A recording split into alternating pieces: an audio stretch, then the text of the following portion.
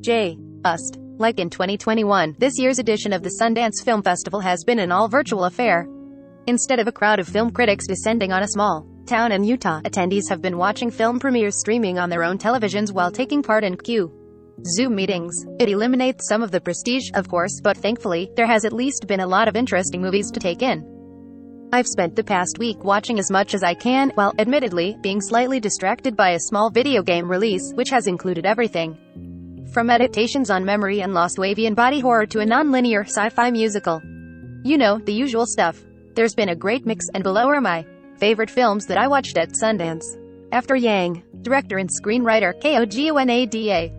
After Yang follows the story of a young family that's suddenly broken in an unexpected way. The parents, Colin Farrell and Jodie Turner-Smith, purchase an android named Yang, Justin H-man, in order to better connect with their adopted Chinese daughter, Malia Hematiandra.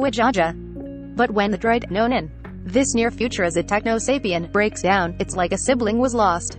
As Farrell attempts to get Yang repaired, the family grapples with his absence and discovers just how important he was to them all, particularly the daughter, who essentially lost her big brother. The movie tries to squeeze in a lot of things. It's primarily a story about loss and memory and how the two can affect each other. But it also touches on elements of data privacy, transracial adoption, and even the ethics of cloning. Those are some heavy themes, but the film is presented with a soft, almost tranquil vibe reminiscent of sci-fi classics or An Eternal Sunshine of the Spotless Mind. It even has a moving soundtrack from famed composer Ryuichi Sakamoto. Production firm A24 hasn't given After Yang a specific date for a wider release yet, but it's expected to hit theaters sometime in March. We met in virtual reality. Director and screenwriter Joe Hunting. Thanks to folks like Mark Zuckerberg and Ernest Cline, the concept of the metaverse is generally viewed as a kind of corporate hellscape where the coolest thing you can do is dress up like Darth Vader in a work meeting. But We Met in Virtual Reality presents a much more wholesome and welcoming take on the phenomenon. The documentary follows a handful of people as they go about their lives in the midst of the pandemic. Some are meeting new friends while teaching virtual ASL classes, others are learning to deal with a long-distance relationship. The twist is that the entire movie was filmed inside of the social platform VRChat, where users can hang out and make their own virtual worlds while dressed up like anime girls or demon lords. You never actually see anyone's real face or even learn their name. Instead, everyone talks to the camera as their VR avatar while using their chat handle. There's a scene where a soon-to-be virtual bride tries on a new avatar decked out in a wedding gown, and another where a group of friends sits around a campfire talking about coming to grips with their gender identity. These are real human conversations and moments. The only difference is some people are dressed like Kermit the Frog, and every other person is wearing bunny ears. I'd much rather strap on a headset for an experience like this than become a legless Facebook avatar. Unfortunately, it's not clear yet when you'll be able to check out the documentary outside of the festival circuit. Hatching. Director, Hannah Bergholm. Screenwriter, Ilya Rautsi.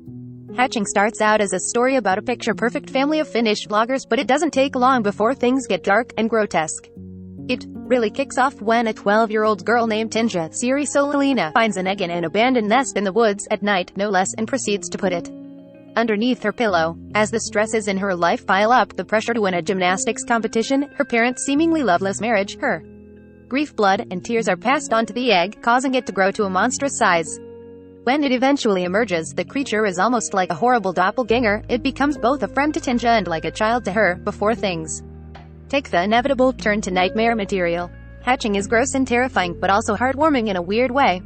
The monster isn't exactly someone you'd want to hang out with, but you'll probably feel sorry for it.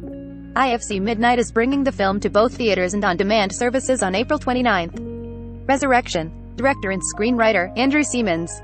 At first, Resurrection feels a lot like a standard thriller. Early on, a single mom, Rebecca Hall, is confronted with a mysterious man from her past, Tim Roth, which immediately sends her into panic mode. She starts becoming more and more paranoid, eventually keeping her nearly adult child under constant surveillance. I had all kinds of theories as to what it might mean. She had some kind of dark criminal past, maybe, or her child was born under circumstances she didn't want revealed. I won't spoil anything other than to say that the twist in this movie is incredibly strange and seemingly ridiculous, and yet it works because of Hall's incredible performance. Her rapid descent into madness is impossible to look away from, aside from the climax of the movie, which is the stuff of nightmares. I'm still haunted by it. There's no word yet on when Resurrection will see a wider release. Neptune Frost. Directors, Anicia Uzeyman and Saul Williams. Screenwriter, Saul Williams. I'm not sure I could explain the premise of Neptune Frost, even after watching it, but I'll try. Set in a futuristic version of Rwanda, the film centers on a worker in a rare earth mineral mine, Bertrand Ninteretse, who falls in love with a transcendent hacker played by both Cheryl Isheja and Elvis Nabo, and the anti-capitalist hacking collective the two spearhead together. It can be hard to follow precisely what happens, as the story jumps around in time, and there are copious dream sequences that lend it a hazy, surreal feel. Sometimes characters suddenly freeze in place or start moving backward, or the entire image turns. It's a dazzling experience both visually and sonically, from the hacked-together aesthetic complete with lots and lots of circuit boards to the soundtrack. Produced by Saul Williams, who also co-directed the film alongside Anissia Uziman. It's a musical that's almost like a series of protest anthems, covering everything from the restrictive nature of gender to the exploitation of African land that you can dance to.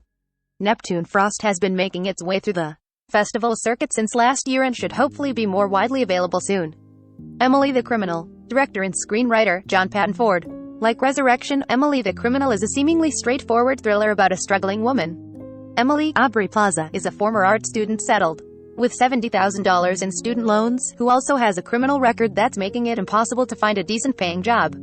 She's stuck in the gig economy, working for a DoorDash-like delivery company, and can't seem to find any way to get out from under her debt. That is until a friend gives her a number to call to make some extra money. What follows is best described as a rapid ascent up the criminal ranks.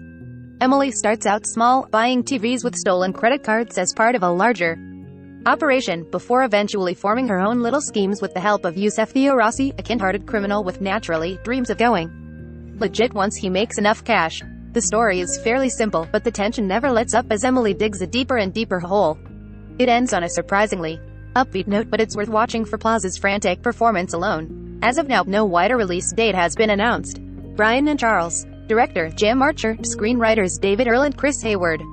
And to end on something more lighthearted, there's Brian and Charles, the story of a terrible inventor who somehow builds a robot that becomes his best friend. Brian, David Earl, is a lonely inventor with few good ideas. Some of his projects include a messenger bag with pine cones glued to it in a belt, with pouches for carrying around eggs. But then he has an idea for a robot, and 72 hours later, out comes Charles, Chris Hayward, a Frankenstein's monster-like being made out of household items. As Charles likes to say, my tummy is a washing machine. You can probably predict the main story beats. Charles has an endless appetite to learn about and experience the world, and soon enough that extends beyond Brian's modest life and property. There's a love interest for Brian, a town bully who takes an interest in Charles, and a growing friction between the inventor and his creation that ultimately works out in the end. What it lacks in originality, though, Brian and Charles makes up with warmth and good humor. It's equal parts goofy and endearing, an ideal pick-me-up viewing. The film is still seeking distribution and doesn't have a wider release date as of now.